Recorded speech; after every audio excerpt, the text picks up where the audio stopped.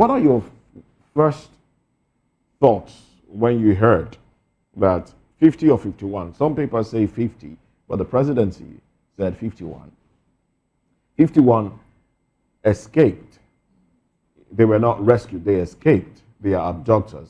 And, you know, they had to be, their families had to be contacted before we knew that they were back home. And of course, they couldn't go back to the school. Now, that's on one hand. And then schools being shut, closed down to curb further kidnappings of young people. What are your thoughts when we put all of this together? Look, it is very unfortunate that the government have perfected the act of propaganda and lies. Seriously, where is the lie? Look, the girl did not escape anywhere. The truth is that when this thing happened, the girls went to hide somewhere around the school. They went into hiding while these people were doing their thing. These girls managed to go and hide. They were not kidnapped. They were never. If not, ask yourself, how could 50 of them escape? So where did you get your information? The information is out there. That was what the police said. Go and read today's paper. That is the God tell us that some girls that went into hiding have rejoined their parents and the school. That is a better way of saying, instead of telling me that they escape. Because you and I know that it is not possible for 50 of them to escape from the hands of the bandits. It's not possible. Is it even possible for 50 to go into hiding? I said they were hiding. They were hiding away from these terrorists when they stormed the school. It is within the perimeter fence outside. Outside, like this is the wall, and they went at the back. So do you think the government is being insincere with the information? I am coming just to clarify to a point. Now, you are not claiming that they escape. But did you tell us how they escape?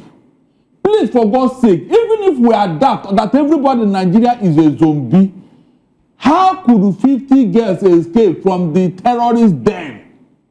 And they didn't make any move to recapture them. How far could that go? In a forest. They just managed to escape. How? Nothing. You see this government, they keep annoying people, seriously. Anyway, I am not amused because when Nnamdi Kanu was sentenced on Thursday last week, the prosecutor from the government side said that now that Nnamdi Kanu has been sentenced, that there will be security, insecurity will die in the southeast, in the south, in the southwest, that Nigeria will now have peace. Go and look at what he said. Moses, just over the weekend, this lie, have you not been exposed? Because every other thing Nnamdi Kanu, everything that happened Nnamdi Kanu. Now also, look at that propaganda. Have you not been punctured? I expected that man to talk now. That is it. I expected him to come and tell us how Nnamdi Kanu is the problem that is going on now. Because he said it, that with Nnamdi Kanu sentencing, there will be peace in Nigeria. Barrister, is that what he said? Go and check it. What are you telling? Is that what he said? Barrister, what I heard him say was that with the sentence of Nnamdi Kanu, that the innocent people that were killed, that their soul will not have respite. Yes. That was what he said. Yes, that was what I heard. No, okay, I'm telling you what I heard. He said that with peace. Okay, that's what you heard. And he heard a different thing. Yes, that different thing, yes. And the judge said what he said. Exactly. So that's okay. But let's keep it within because even at that, please, even at that, was it not Nnamdi Kanu that was blamed for all the insecurity? Even the one that happened in Lagos here. You had the government. Is it a? Let's not make it an Nnamdi Kanu conversation. Oh, so what I'm saying is that this thing that is happening now, it's very painful. Seriously, when you are wearing the shoe, you know where it's pinching. That you single that one man. Should we applaud the president because he seems to be hands-on right now? He cut short his trip, and we've seen the result of that. The 38 CAC church members that were kidnapped have regained their freedom. Should these to talk. So where are the kidnappers? What do you think happened? Fine. the same thing that happened before. Listen very well.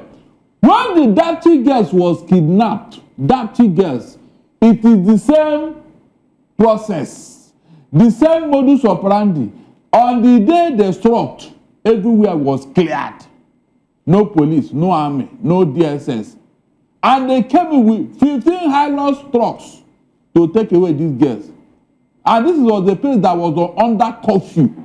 In fact, I don't know how Nigeria, I don't know. We just allow everything they tell us, everything that happened. Nobody asks questions, nobody talks. The governor of Borno State, where Governor Babagana Zulum has said, look, today has been declared work-free day. So there will be fasting and praying in Borno State. Really? So what do you make of that? This is the first time, Abi. Moses, this is the first time. You can imagine. Just like that U.S. congressman said that instead of the president to take serious step to arrest this insecurity, he's there fasting and praying that we need. It's part of it. Now sending emissaries here and there. We're closing down the school to pray. You can imagine. How can this solve the problem? All right. Okay. But Barrister, we also understand that the worshippers, the 38 worshippers at the Christ Apostolic Church in Eruku, somewhere in which state now? Niger? No, in Kwara State. In Kwara State, have regained their freedom. You also understand that, look, how does that fit into the debate, the ongoing debate about Christian genocide and all of that? Because a few people are saying, look, this could have been state managed, in the heat of the moment, take away these Christians and bring them back to create the impression there is no genocide. Does that fit into that? Not only that. Look at how it happened. All of a sudden, after taking all the risks, they took away the girls. And when there was too much hoopla, they returned them. Go easy, come easy. Are you telling me here now that the government have made effort? Were they really returned? Well, people died. People died in that. Yes, the people that died, did they return them? Let them tell us. Because these terrorists, they can't take all these risks and return their captors for nothing. It's not possible. And that believe, it's not possible. Okay, you think ransom was paid? So, look, I can bet my last couple. Money was paid. Because they cannot take that risk for nothing. Why did they kidnap them in the first place? Or was it not because of money? The first reason for kidnapping those girls was for money, nothing else. So how could you not return them without the money? So, Barrister, if money was paid, if ransom was paid, then it detracts from the theory that, look, it was make-believe, just to create the impression that there is... Of course, because of the hoopla and because of what is going on. Well, so they don't want the government to look bad. Okay. So government quickly arrange something so that these girls will come back. Since we don't know for sure if ransom was paid, it's just a postulation. We are just trying to analyze it. But should it matter if ransom is paid by maybe the government to release kidnapped victims? Should it matter? Or the fact that people that have been kidnapped have been released? It matters because the people that are considered, because we are talking of Christian genocide, is that not true? It matters because the people that are considered are Muslim terrorists. It matters. I wanted them to tell me that it was Christians terrorists that did all these things. So all the things that is happening today, they are all profess the same religion. Barrister, I ask my question in light of the fact that if kidnapped victims are reunited with their families, there will be joy. Now, the families may not care how they were brought back, whether it was negotiation, whether it was invasion, they will not care much. But should Nigerians be worried? Or what will the international community think that there was probably ransom payments by government or its allies or proxies to ensure that people are kidnapped? What does that portend in the with the fight against insecurity? Look, in the first place, should it happen? That's the first thing you ask yourself. After all that has been going on over the years, should we be talking about this thing at this point in time? The answer is capital no. So why is it happening? Even when America was threatened, this guy didn't care. they still continue with their business. So that will tell you that this thing is deeper than you and I are looking at it. It's deeper. We are going to live with this thing maybe in the next 100 years. That is the impression I'm getting here. Except something serious is done by this government or any other government, this thing will not go away. It doesn't look like it will go away very soon. It doesn't look like, because the profit is so high. They are making money, they are cashing out. That is the first thing. And so, why do you want a business that is thriving to stop? Please tell me. When there are so many girls and so many schools to kidnap and make money, why would you want it to stop? Should there be some sort of agreement between the government of Nigeria and these bandits to ensure that other bandits will not invade Nigeria? We heard Sheikh Gumi on this station some days back, where he said, look, Nigeria should negotiate with bandits so they can protect the forest, they can protect the borders. Can you imagine? And they need Nigeria should be ready to spend money. That's what he said. Can you imagine? That the government of Nigeria should be ready to spend money to protect the borders, so that these bandits will protect against other invaders, the Lakurawas and the Wolowolus and the rest of them, because those are other invaders. So we have other actors in this field. Should that be a consideration? Look, a dog cannot eat a dog. You know that. Well, we saw that play out in Borno with killings between ISWAP and the Boko Haram terrorists. They are looking so they for, kill themselves. No, they are looking for territorial control. That was what happened there. That's the same reason a dog might eat a dog. No, territorial control. And maybe after that, did they go away? No, they still control their territory. That you are encroaching on my territory can cause problem among terrorists. But that does not stop what they are doing. All this one, Gumi say, who protect you? You are using bandit, terrorists to protect your forest. How does this sound in your ear? So we should be paying them so that we can live in peace and be terrorists. But we use the militants to protect the pipelines. Look, Mr. Moses, please, Nigeria have lost it. When discussion have gotten to this level, Nigeria have lost it. No, there's no serious about it. Barrister, you said something about this business being very profitable. Very profitable. Yes, yes. Barrister, is it about business or is it about politics? Because we also hear some people say, look, this thing is being orchestrated to ensure that they make this country ungovernable, a section of the country ungovernable, and create the impression that the government is irresponsible and unable to protect lives and property of people. The government. So you don't read any political conspiracy? No. It's the political will to do the needful. Because government is look, who is that individual that is more powerful than government? Tell me. Barrister, I'm sorry to cut you short. That is my question is this.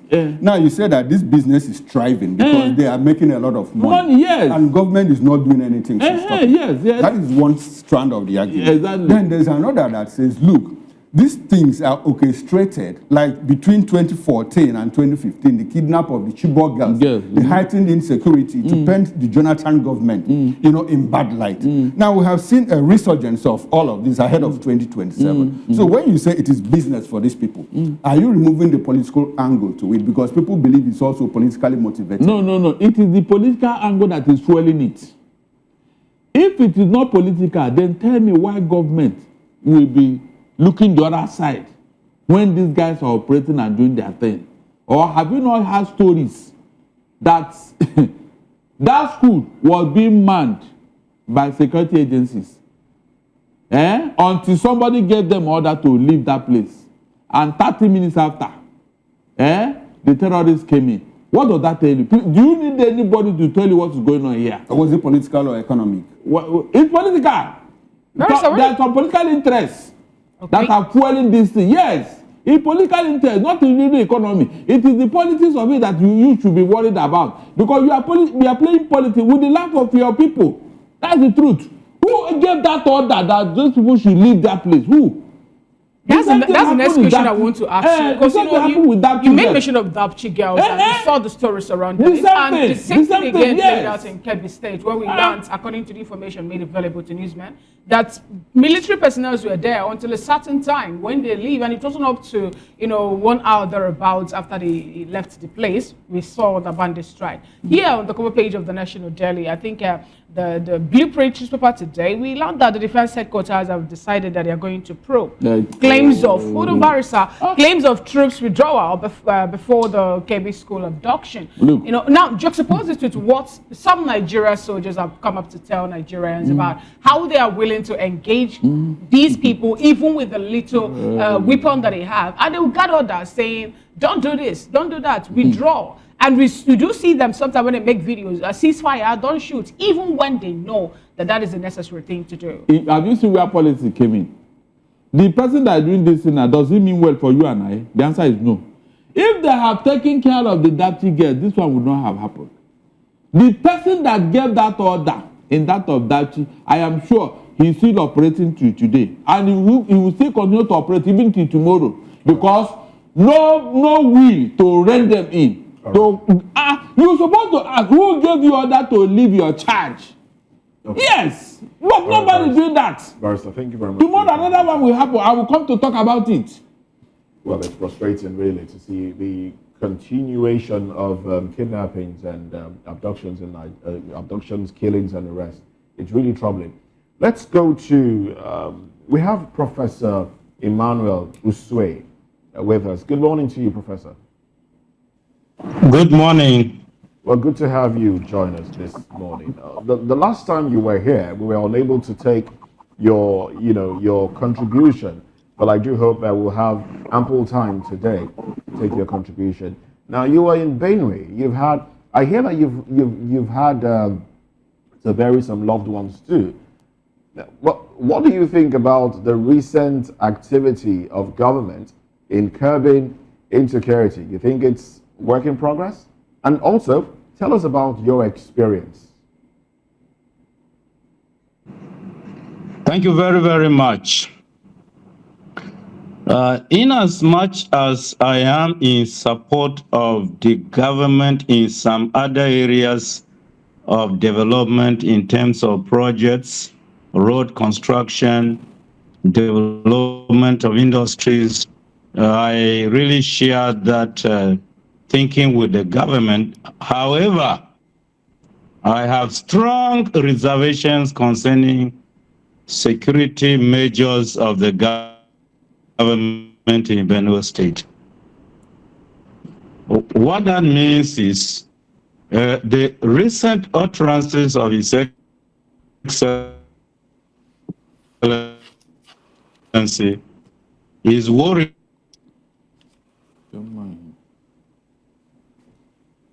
Some, because he is not a custodian of English language. He does not amount to genocide, except if he has his own definition that some of us have no access to it of genocide. So when he made that statement publicly, I was completely taken somewhere else. And I was asking questions of what was the motivation? What is his interest? Because this is the same person who is assuring us that he is working in order to secure safety of our people and the return of IDPs back to their ancestral homes. And then the same person coming up to tell us that what has happened in Benue State and is happening is not genocide is seriously worrisome. Until I have the facts that he has, that I will be able to understand why he decided to say what he said. For me and my personal experience, I lost family members directly by these Fulani so-called headers. And from 2011, I came to understand that they are not even headers. They are criminals. They are terrorists. They just wear the common flag of being headers, and then come to our communities and dislodge our local communities, establish themselves in such ancestral lands of our people. So I think we are not being sincere to ourselves. When you say we are not being sincere to ourselves, Professor Emmanuel, and those who are beneficiaries of these terrorist activities in one way or the other. Professor, if you can hear me, don't you think the president's statement comes after he listened to what the governor of Benue State said? I'm talking about Reverend Hyacinth Alia. He happens to be the executive governor of Benue, and he told the world that there is nothing like Christian genocide happening in Benue State. What do you have to say about this, as someone who have lost loved one also to the hands of these, non-school or non-state actors? I beg your pardon. I have already said his definition of genocide is different from the one I know. Exactly. And he cannot tell me that he's a custodian of English language. The dictionary that he's using to define what genocide is different from what we know. So we do not subscribe to his own thinking of what genocide is. What happened in Yellowater, 200 lives were destroyed. All of them were Christians. None of them was a Muslim. None of them. Yeah.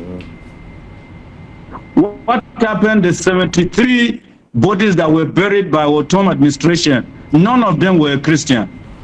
And we can list the communities that have been in Agatu, 300 lives were claimed, and subsequently about 60 lives, and so on and so forth.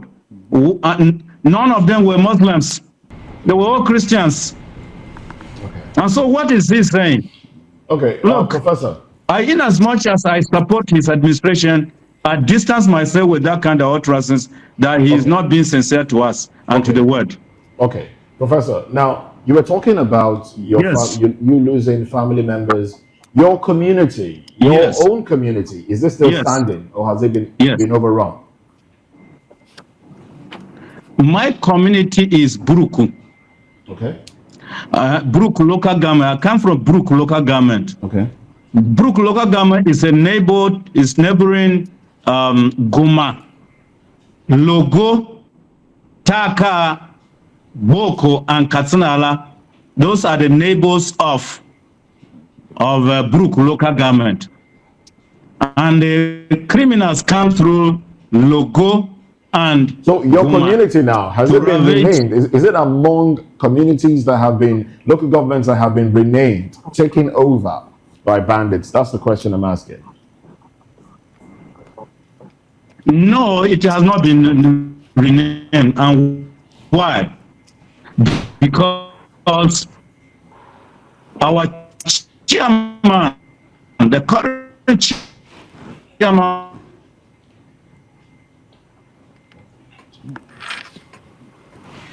well, we seem to have a problem with the network, audio quality, and the network. Professor, if you can hear me, you might need to take that again. You were trying to say something about why your community has not been taken over. You say your current chairman. Can you please help us? Say that again, please. Yes. Excuse me. Okay. I was saying that the current chairman of Buruku local government has taken initiatives to curb the menace of this Fulani terrorist. He has brought in community security apparatus with the government security agencies, that joint task force in that local government that has been going around ensuring the safety of lives and property now. Okay. So what had transpired during Oton's administration cannot just happen now in our Buruku local government area. In Buruku, the security measures that the local government chairman has taken, has he armed the people? Do they have arms too? Well, issues of security, you say they are not issues that can be discussed in the public in terms of arms or arms not, but he has brought in joint task force, community vigilante, and conventional security. That is the police, the civil defense, and some other security agencies. He has brought them together. Okay. And so they are working together 24 hours Prof. in that local government. Yes. All right, Prof. In the course of your intervention, you said something that these people cloak themselves as headers, that they are not headers, yes, and that it started around 2011. Prof, I would like for you to walk back, and tell us, before 2011, what was the relationship between the supposed headers and the Benue people? And this carnage that we witness now, at what point did it start? And what was the response of the indigenes and the government at that time? I mean the state government at that time. Before 2011, then from 2011, when you started noticing that they became violent, when the violent attack started, what was the relationship? And at that point when it started, how did the indigenes react with the government? Did they make presentations to the federal government, central government, and all of that?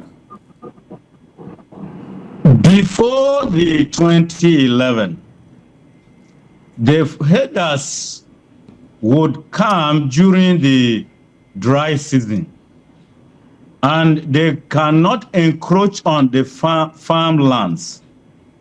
They were looking for grass where there are no farmlands, and if their heads encroaches on farmlands, the village head and the community leaders will meet together with the headers, will discuss, and they will pay some compensation to the farmers where they have encroached.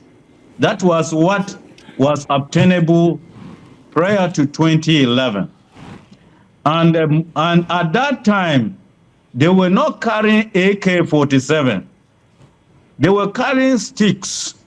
And of course, they were carrying swords, but definitely not AK-47. But in 2011, up to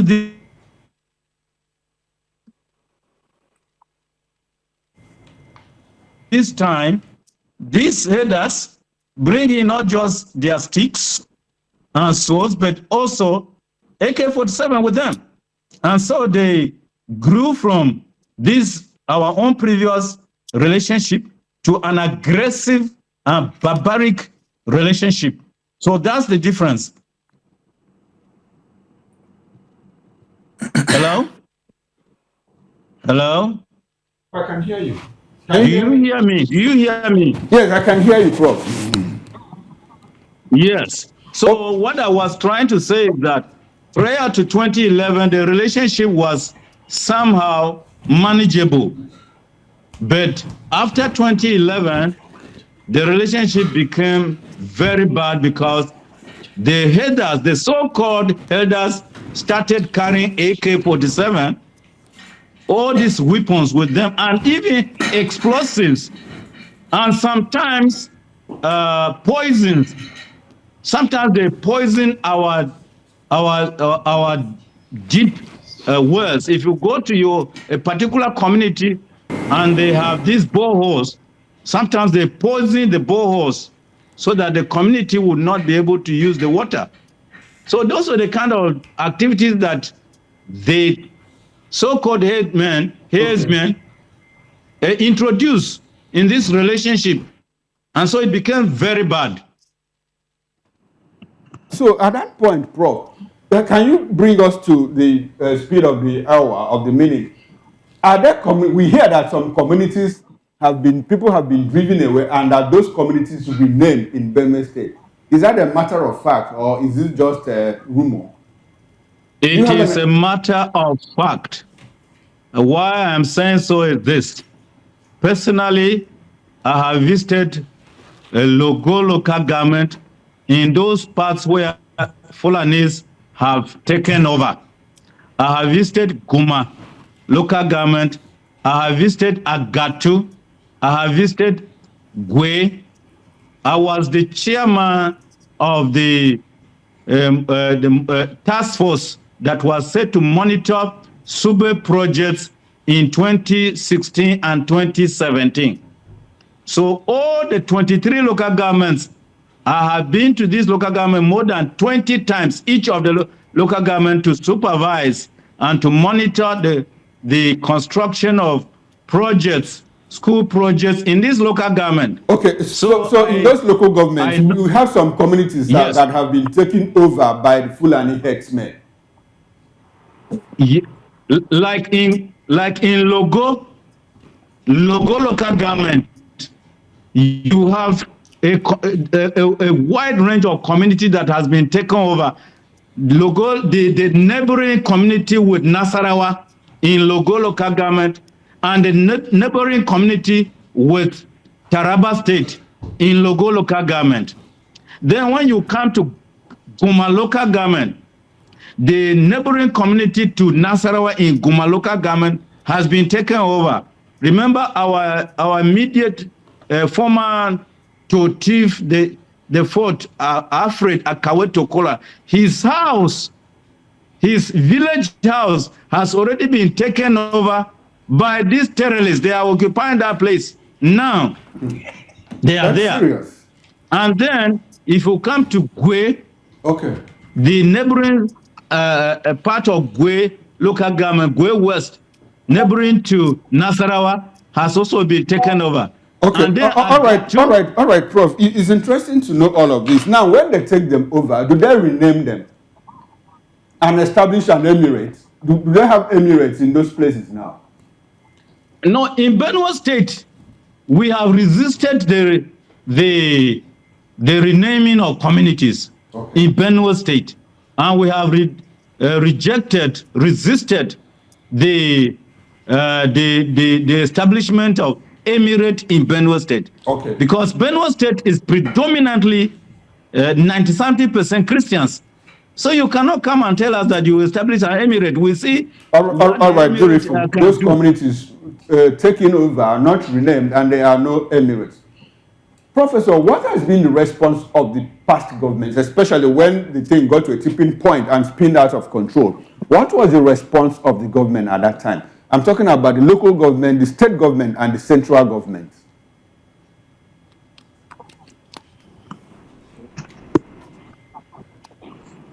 Well, in terms of local government, you know, local government was somehow under the control of the state government. So if the local government failed to evolve indigenous way of getting resources, then some local governments cannot do much the way the Buruku local government has done. The Buruku local government has evolved certain ways of even tasking their indigenous people so that they can sustain this security apparatus. All right, now the question I want to ask is this, that Professor. Indigenous ways have not been evolved properly.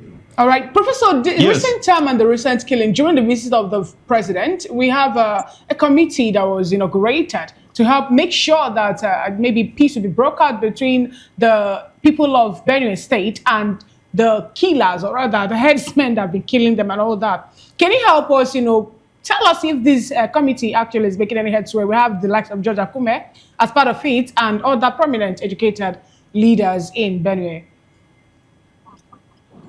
Well, I want to apologize that whether the committee is working or not, the committee has not made it public so that we know what they are doing. I know very well that that was the initiative of the president when he visited Benue State. And since he said that and left, nothing has been said about that committee. And we keep on asking. I even asked some of the prominent persons that I thought they would know about the committee and its activities. Unfortunately, some of them said they are not aware of any activity of that committee. Some went further to say that His Excellency is the one who is holding that hostage, committee hostage. Otherwise, if he had responded the way they expected him to have responded, the committee would do so. But then others would say it is his SGF who is still holding that committee hostage, because if he had done this and that, it would have been. So these are the blame game between His Excellency and his SGFs is going on. Why the masses suffer? Okay, right, that's the unfortunate thing. And I don't like that type of blame game, because lives are involved, many are being killed. And so if they had utilized that opportunity initiative by the president and bring up this committee and make sure that it's working and then reporting to the Benue people that this is what the committee is doing, then we wouldn't have been the mess that we are today. Interesting. Thank you so much, Professor Emmanuel Osue, for your submission. Let's get Chijoke Moye join the conversation. Good morning, Moye Chijoke. Good to have you join today's TM. Today's this morning. All right, now the question I want to ask is this. I learned you're in diaspora. First, what happened to be the atmosphere like regarding what Nigeria is being faced with at this point, somewhere in Canada? How are the people seeing it? The debate between Nigerian government and the US of possible Christian genocide or genocide at all happening in Nigeria? Well, the truth there is that no one here in diaspora is happy with what is happening in Nigeria, because just like everyone here has families and has siblings, has friends all over Nigeria, and no one is safe. So everything that is happening in Nigeria is psychologically, mentally is affecting us here, because you are here, you're thinking about your families and you're thinking about your friends, you're thinking about so many things. Then talking about the US invading Nigeria, for me, it's not really much of a discussion here, because it's not like it's something that is impossible. We have seen how much, or we have seen how far the US are willing to go to make sure that their interest is being protected. So if the US government has interest in Nigeria, they could use anything to cover it up and say they are coming to save the genocide or stuff. So for me, I don't really have much to say about the US coming to. It's a conversation for another day. It's a problem, but it's a future problem. So we're talking about the present problem, which if we solve now, we won't have any reason to worry about the US coming to invade or coming to protect or anything at all. But let's talk about the genocide. I don't know why the government I don't know if they are trying to call us the citizens fools, or I don't know what games they are trying to play.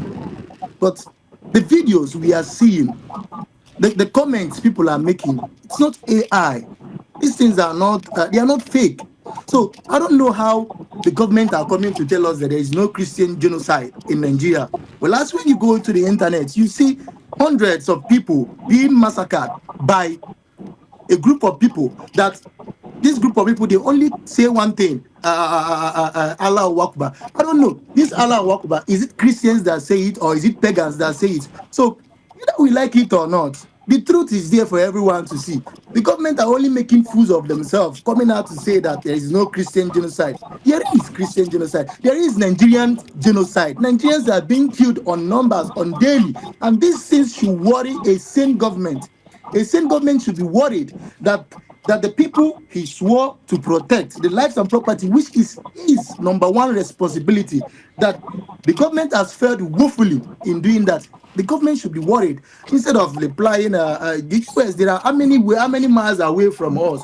The US is not a problem. Whatever they are free to say. When you say the government should be worried, now we learned also that orders have been given to the new appointed cabinet members, especially those within the security sector and all that, to make sure that the issue of insecurity is the first time orders have been given. No. Wait, I'm coming, Chijoke. I'm coming. Please allow me to land my question. Now, when you check what is happening, the recent rescue of the church people or church persons that were abducted in Kwara State, And according to what the president put out today in a social media, 51 school children also escaping terrorists and all that to be reunited with their family members. And every other thing that they said they've been doing, don't you think that that's more like moving in the right trajectory to help end the issue of insecurity in Nigeria? What are they doing? You see, they said the 50-something student escaped. Emphasis on the word escaped. The government didn't do anything. The government didn't say that they did this to enable those students escape. So which means the students were lucky enough to escape without the government intervention. So I don't know why Tinubu is coming to take accolade on something he didn't do. And then he's saying that he or his government had secured the rescue of some certain group of people. Yes, we've seen them. Those people we've seen that they came back unharmed and they came back rescued. But the question is this: how did the government did it? The abductors, what happened to them? Because these people were abducted by armed, should I call them terrorists? Should I call them that's the kidnappers? question But these people Nigerians are abducted by criminals. What happened to those criminals? Indeed. Were they arrested? Were they killed? Now, the people that are being rescued, what are the assurance given to them that these terrorists or these criminals will not come back again to abduct them again? And then, how did the government rescue these people? Is it by a negotiation? Did they negotiate with them? Did they pay them? So I want to know, like, our fate, because these people are being rescued today doesn't mean that it's not going to happen tomorrow, or if it's going to happen tomorrow, what is our fate and how will the government deal with it? They just not come out and throw your contribution statements to us like let's go to another guest now. Let's go to Elder Lakia Christian. Good morning to you, Elder Lakia Christian. I understand you've been following the conversation. Now, does it matter? Does it matter if people were rescued or negotiated for, or does it matter?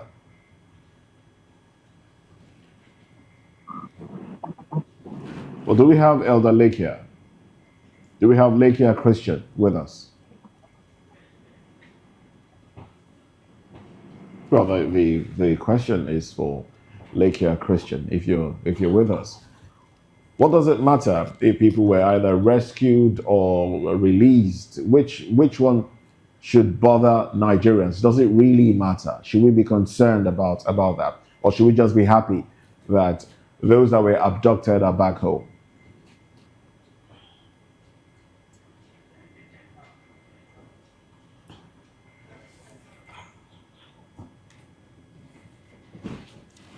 Well, I understand that we've lost connection to Lakia Christian. Let's go back to Professor Emmanuel Usue. Professor, if you're still with us, I would like you to address the federal government now.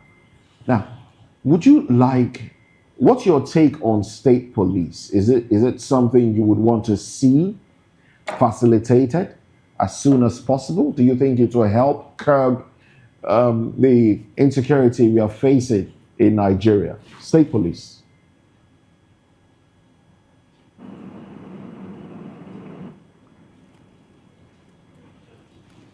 Did you get the question, Professor? Thank you very much. Okay. Your question is? My question is on your take on state police. I think there's a delayed response there, but what's your take on it? Do you think it's something that can help solve this problem?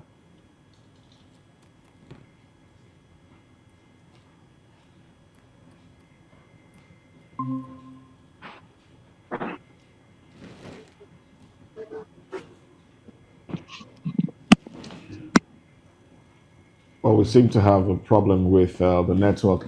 I think,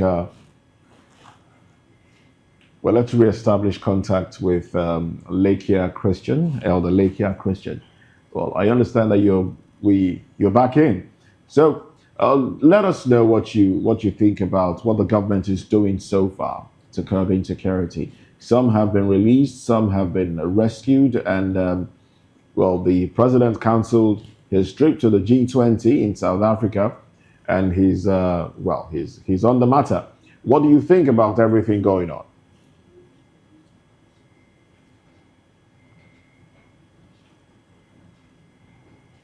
Hello, can you hear me? Yes, we can hear you now. All right. It's important. The issue of insecurity is central when it comes to the responsibility of any government. And so, whether some have been released or not, we don't really need external pressure to do the needful. Our security agencies should be proactive. I'm also happy that the president are taking some steps to recover policemen who are meant for public service to be attached to some VIPs and assigning that role to the Nigerian Security and Civil Defense Corps. Nigeria needs a whole lot of overhaul in terms of internal security.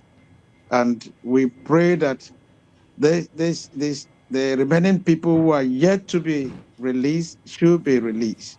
And that they need to understand that this thing had long taken root within the system, which amounts to some sort of systemic failure within our security architecture.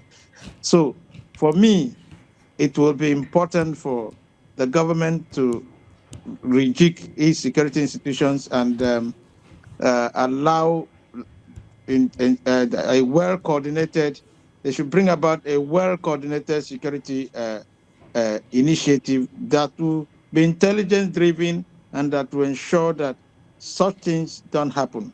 For it to have happened many years ago with the Chibok gas and it resurfacing now, even in the face of the American accusation of Nigeria and trying to even seeing Nigeria as a country of particular concern with the persecution of Christian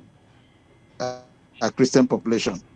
This should be an issue of concern to the government. So they need to do a whole lot to forestall a reoccurrence of this menace. All right, then. Well, thank you very much.